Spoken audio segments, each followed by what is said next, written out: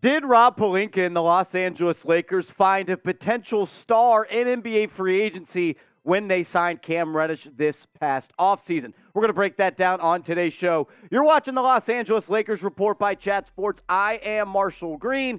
Cam Reddish has had some very high highs in his NBA career, but a lot of lows, and more lows than highs for the young player out of Duke. And let's just profile kind of what has happened and how he's gotten to this point where he did sign that veteran minimum deal this past NBA free agency with LA. Had a lot of hype going in to college, playing with Zion and RJ Barrett. He was mocked as a guy that was going to be a one and done and a top 5 pick in the NBA. Didn't really live up to the hype, though, at Duke, but was still the 10th overall pick in that 2019 NBA draft, despite not really reaching that potential a lot of people thought he did. And then in his rookie year, he actually, I would say, exceeded some expectations, 10.3 points per game, but he kind of entered somewhat of a starting position battle going into year 2 with DeAndre Hunter and when the Hawks started to add some more players. Then he only played in 26 games in 2020 due to an Achilles injury. Then he requested a trade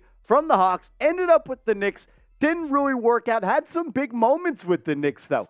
Game 1 of this year, hit a shot at the end of the fourth quarter to send it to OT. Game 1 against the Memphis Grizzlies. Then he was traded before the NBA trade deadline for Josh Hart. And he played all right, I guess you could say, with the Blazers, but you see it sometimes with Fresh. I mean, you look at what he did, the stats aren't all that impressive, but he's had some really big games in his career. In the 2022-2023 regular season, he had 4 games of more than 20 points, averaged 8.4 with the Knicks in 20 games, and then 11 with the Blazers. Started out as a player that was getting some solid minutes with the Knicks this past year, then even became a starter. Then he got hurt and never really found his footing back in that rotation, and then really just played for a team with the Blazers that really wasn't trying to win games. But you see through the early part of his career with the Hawks, he had some really nice years where he struggled, but also showed that he could be a guy that maybe could be a player that could potentially be an all-star one day. 6'8" small forwards in this league don't just grow on trees. And he was able to average 10.5 his rookie year, then 11, then 10. But the thing that has really slowed him down is his inability to maintain an outside shot. This past year, only 31% from 3. Last year, shot 36%, but he was awful with the Knicks from deep, then 26% the year before. There is a player somewhere in there, though, with Cam Reddish. You see the flashes, and he even shows some defensive versatility sometimes with that 6'8" wing. He can go out on the perimeter, flash his length and his agility, and stay in front of some guys. But he just hasn't been able to put it all together. Some games will look good on offense, not so good on defense. Sometimes you can't buy a bucket, but he'll flash those defensive skills. Just hasn't been able to put it all together. I want to gauge the audience, though, right here. Can Cam Reddish make an impact in Los Angeles? If you think so, I want you to hit that thumbs up icon right now. Or if you're not buying the Cam Reddish hype trade, I want you to type your answer as to why you don't believe in him down in the comment section.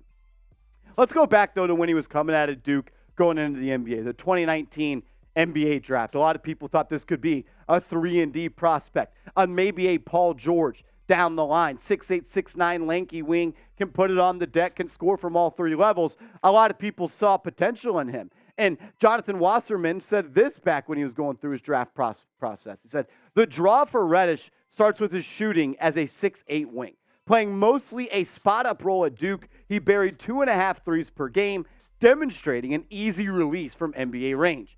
In flashes, he gave scouts a taste of his specialty shot-making off pull-ups or fallaways. Fluid when maneuvering off the dribble, he was also highly effective on a small sample size of pick-and-roll ball handling chances, having generated 1.11 points per possession, which was the 96th percentile. And we've seen him do this a little bit in the NBA. In that postseason run with the Atlanta Hawks, he had some games where he popped off, scoring 20, and then had a game where he scored 12 and was really lights out from downtown. And if Cam Reddish can display all these skills in training camp in preseason, not only is he going to end up making this roster, he could be a part of this rotation and maybe playing alongside guys like Anthony Davis and LeBron James can help him become a pro and have him be a significant piece in this rotation. You look at the wings on this roster that Darvin Ham has to use, you got LeBron James. You know he's going to be a starter. I love the pickup of Rui Hachimura dating back to the NBA trade deadline. I'm a big fan of him. Jared Vanderbilt, we know he's a defensive specialist, needs to improve that outside shot. The addition of Taurean Prince this offseason, I like the 3-and-D presence that he brings, and Maxwell Lewis. So you have some wings on this roster. Reddish is going to have to fight and earn those minutes.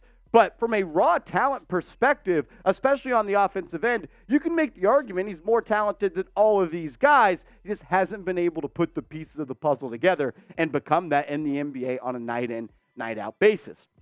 It comes back to the potential, though. And I don't really love using that word, but that is what Cam Reddish is. He's potential. That's what he's got. And if he can put his offensive skills to use with his defensive versatility, there's minutes to be had. Could he play in a lineup where he's at the 3, LeBron's at the 4, and AD's at the 5, and they're running and gunning, playing that Showtime Lakers style of basketball? I think that's the situation and the system that he best fits in. We'll see if Darvin Ham, or if more so if Cam Reddish, can earn those minutes in Ham's rotation. Let's ask this question, the old Ronnie 2K style. Love that. Grade Cam Reddish as a player on 2K. The new one's coming out in a couple of weeks.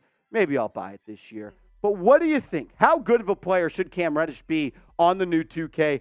Give him an overall 1 to 99. 99 being he's the best in the league, 1 being he's an absolute scrub. And make sure you all are subscribed to the Los Angeles Lakers Report by Chat Sports. The NBA season is right around the corner, and we can't wait to cover this team, and we want you to be a part of it. So subscribe for Lakers videos every single day. I want to go back to what Cam Reddish had to say when he was introduced to being a part of this team and what he thinks he can bring to the Lakers. Went on to say, I think the ability to do it on both sides of the ball, bringing that energy on defense, and then offense, being able to do a variety of different things. And Rob Pelinka, who was the man who brought him to town, went on to say this: I think all the tools are there for Cam. We have an assistant coach on Darvin Ham's staff, Chris Gent, who had Cam when he was with the Atlanta Hawks. He was a member of their staff and had a really good run with him where he had some really meaningful and impactful games in the playoffs where Cam made a difference. I believe in Darvin and his staff to be able to take a guy like that and get him back to playing confident basketball, efficient basketball. This was someone who was a top 10 pick in the draft just a few years ago, so it's there, and I'm excited for him to show it. What will he bring, though? I know Cam Reddish can do this. He can get to the cup. He could be a guy that comes off the bench and in 6 and 8 minutes get you 2 or 3 buckets. If he gets an expanded role, 12 to 14 minutes, he can get you a couple more buckets. But I want to see him become more of a consistent outside shooter, because when you're able to get to the cup like he can put it on the deck, go to his left, go to his right, get to his spot. Your game becomes so much more dynamic and lethal when you draw out the defense and knock down that shot. And if you really want to play minutes next to LeBron, the easiest way to do that is by making spot-up threes. I want to know this, though. We love breaking down individual players and going into depth on this roster. And we want to know this. Do you want more shows where we talk about each player on this roster? If you do, type me down in the comment section so we can show the bosses.